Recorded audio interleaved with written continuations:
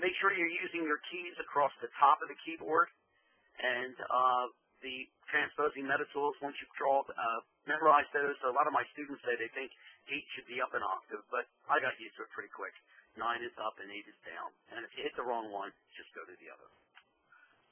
Next, Repitch. I love to ask the question in my live seminars, who uses Repitch, and I rarely get a hand. This is something that Sibelius introduced in their very first version, and it's something that I asked my co-author of my finale book, Vince Leonard, what's the biggest time-saving tool in finale, and he said, without a hesitation, he said Repitch. The way Repitch works is it changes the pitches but not the rhythms. And at first it doesn't seem very amazing, but once you start using it, you see how the power of it. First thing is enter your first part, your first trumpet, your first violin, your soprano part, assuming that the other parts in this section of the piece, or perhaps the whole exercise, has the same rhythm but different notes.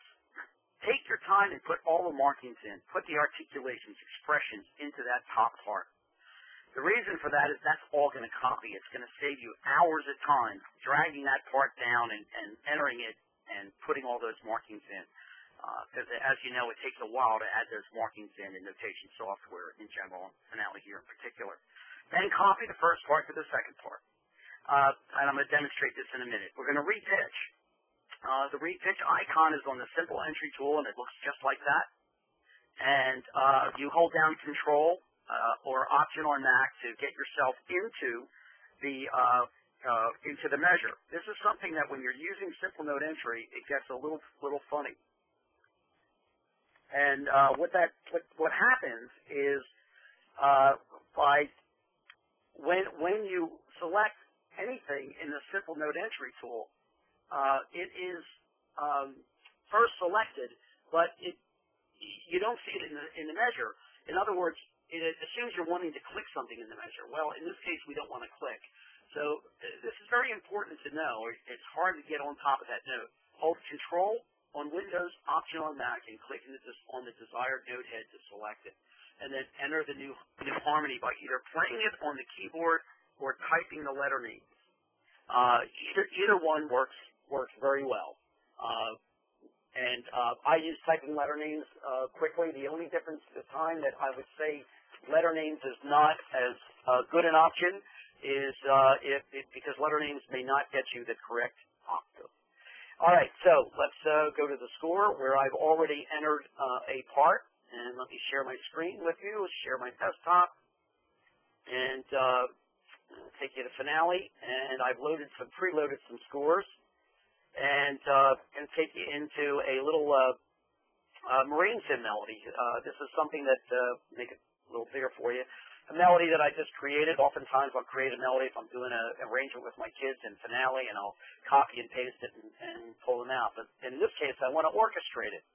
So let's review the steps we did before. I'm going to press Escape again to select the measure to the selection tool. And I can click and shift click, but if I want the whole part, just click in the margin. That selects the whole part. I can also, click and go into the bar and hold shift and click a box. But if I'd like to get the whole part, I'm just going to click in the bar. Now simply drag it straight down and copy it. And drag it straight down and copy it. So the repitch works where if I was going to go in now and I want to create an oboe harmony part, perhaps these notes are too high and I want to make a part, but I want the rhythm to be the same. So simple note entry palette. If your palette's not on the screen, go to your window menu, be sure simple entry palette is on the screen. Select your repitch tool. Notice that we have a little marker there. There's the cursor, but it's not on the note. Here's where I'm saying on Windows I'm holding Control, Mac I'm holding Option, and I click right on the note. As long as you see that this is highlighted over here, you're ready to repitch. Now you can type letter names on the keyboard. I'll do that for a couple of notes. I'll put 2 B flats here, and put another B flat, and we'll put a B flat here. And now now I'm going to put go down chromatically or stepwise A, and then an F, then an F. So what you're seeing is all of the rhythms stay the same. And if I know pretty quick what I want, and I just click through, kind of nonsense notes, and just doing that, if you knew the notes that you wanted, and I'm pressing escape now to leave that, using my shortcut to drag the screen, a very quick way to create your harmony. You're into the clarinet part, and you repeat the process. Select the tool, hold down your control key on Windows, option key. You are selected, so you have the repitch tool, and also on Finale, I will often do this not in transpose view, and if you go to the document window, display in concert pitch, and then I can create, let's set some notes, and I'm setting the notes up for the clarinet. So repitch, no matter how difficult the part is, as long as everybody has the same rhythm, a tremendously quick way to create an arrangement for various instruments. All right, let me go back to the slides. So you review repitch, a hugely positive time saver in Finale, and again, they did borrow this from Sibelius. It's a great option for scoring. Next is something that's been around in Finale since I started using Finale, which goes back to 2.6, and that's exploding parts. This is something that I use quite a bit. The idea here is you're going to enter block chords in one part. For example, if you have a MIDI keyboard, and hopefully you do have a MIDI keyboard, if not, get one of those nano keys. I'm actually using that here on my desktop, the Chord Nano Key for $49, and enter your chords in step time. And you can voice through your chords and put it into a sketch part. And what I typically do now when I'm writing an exercise or putting together an arrangement, I'll put that sketch part at the top of the score and just a blank staff. And the beauty about having that is you can then copy that and explode that into various parts. For example, you might want to blow it into the trombones in one section, but at another spot blow it into the trumpets. You might want to explode it into several times throughout say a jazz arrangement or a band or orchestral score. So the way Explode Parts works is it's now in the Utilities menu. Those of you who go back to Finale before the selection tool came out, I believe that's 2008, they were all in the Mass Mover tool, and when the Mass Mover tool went away, Utilities came in its place. There is also a meta tool for exploding parts, and that's pressing the number 2 across the top of your keyboard. That's hardwired down. Finale decided to make all the numbers 1 through 9 across the top of your keyboard when you're in the selection tool to be set for 5, 6, 7, 8, and 9 is transpose, and number 2 is exploding parts. So all you need to do is select the thing that you've created that has chords in it, block chords. This is not a polyphonic device. It won't do a very good job of exploding things that are in various voices, polyphony. So let me show you the way that I use it quite frequently. This file is a example of where I have a score, and you'll notice I added altos and I have trumpets. Oh, I do have to share, don't I? Here, yeah. Let me make sure I'm sharing the desktop. Yep. Okay, back to the desktop. Sharing the desktop, and you'll notice on this example, this is a score. I have this staff across the top, and I call that a sketch staff. Sometimes I'll create 2 of those, and I'll throw a lot of things in. And what I did was I played in these rhythms in step time with my keyboard. And I played in 5 note chords, and I voiced them the way I like to voice them. Put them across the top is great, because now I can put them into whatever staff set that I like. So if I want to take this and explode this or blow this into the saxes, I'm pressing the escape key to choose the selection tool. Selecting the entire line, or I can select just a couple of R's by drawing a box or using click and shift click. This is where sometimes I'll use the first 3 bars and blow that into the saxes, and the second 2 and blow that into the trumpets and trombones. So by blow, I mean explode down. It really is a huge time saver if you know your voicings as you play them in. So I'm going to select the entire part there, all 6 bars, And all you do is press the number 2 once they're selected. And again, it's under Utilities Explode if you want to check it from there. But number 2 brings up the Explode window. And the Explode window has a couple of options. First, it says split into how many stays. Well, the saxes are 5, so I'm going to say 5 stays. A couple of options. There are extra notes. I would say discard them.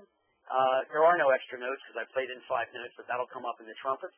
And I want to go into the existing staff. I want to go into the alto sax. This is one of those finale windows that someday they need to use a little, make a little better, but these are the clefs, and you have to know them by numbers. I usually don't change the clefs here. I'll just do it in score. So those are the only things that you really need to set up there to create your exploding. So it's now going to do 5 stays and start with the alto sax and blow in the notes.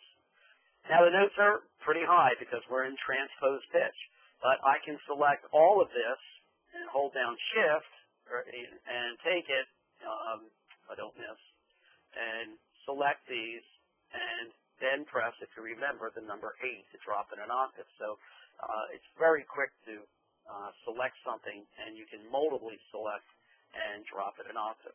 We're looking in transposed pitch. So as you can see, that's a huge, quick, fast way of blowing in those chords, and they're exactly, if you check out the top notes, the alto has the top note, and the alto 2 has the second. So really neat way to put it. Now here come the trumpets. The trumpets are just 4, and so now I'm going to explode it again. I'll go back and select it in the margin. I'm going to press the number 2 or Utilities Explode. And now this time, I want to definitely say I want to use, now I'm going to 4 stays because that's trumpet. I want to blow them down into, starting in trumpet 1. I want to make sure it says discard. The default says put in the bottom staff. That's how it comes up once you change it to discard. So I can use the same material and blow it into the trumpets. And now if you take a look at the trumpet parts, and those octaves are pretty appropriate because the trumpets are there, and I have a nice lead note. I noticed that I played this with a space in the first and second because I knew it was coming there. Notice in this change, I used a drop 2 for the staff. In other words, take the second voice, and instead of putting the D up here, drop that second voice and put it down at the bottom. Look up drop 2 somewhere. It's a very common scoring option. That makes especially trumpets sound better when they're in brass. Okay, so that's Explode. I use it quite a bit. Let me stop my screen sharing. And I also have gotten in the habit of putting sketch parts in almost every project now because I find I can save time doing that. Next is arranging with Band in a Box. Band in a Box is probably a program that many of you have used. If you haven't, check it out. It's a great program for creating rhythm section. And many years back, I'm thinking around 2000 or 2001, they borrowed some of the Band in the Box artificial intelligence and put it into Finale. And how this works is you must type in the chord symbols. So you need to know your chord symbols for the piece that you're putting in. Of course, there's tons of fake books out there. I use these arranging Band in the Box plugins for classical music too. Hal Leonard has a book called The Classical Fake Book, and thousands of classical tunes with chord symbols. And so as long as you can figure out what your chords are, type in the chord symbols. And the steps then are you use the selection tool. Most of the plugins in Finale use the selection tool, which is that tool. And then you select scoring, arranging, and the plugins. There are a variety of options at the top of the Band in the Box auto harmonizing. You select the parts, how many parts you're blowing it into, and select the instruments, and then you choose the style and indicate where you want it to be